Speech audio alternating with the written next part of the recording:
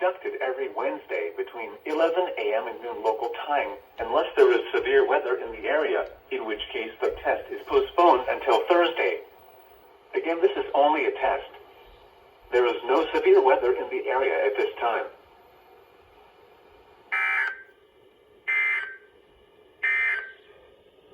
Here are the 10 a.m. South Texas weather observations. At Laredo, the combination of warm temperatures and high dew points will produce heat indices between 105 and 109 degrees this afternoon across most of South Texas, especially south and west of a line from Beeville to Refugio. Residents with outdoor activities planned are urged to drink plenty of water, wear lightweight and light-colored clothing, and take frequent breaks from the heat.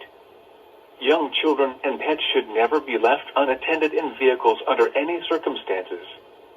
This is especially true during warm or hot weather when car interiors can reach lethal temperatures in a matter of minutes. The current time is 11:04 a.m. Central Daylight Time.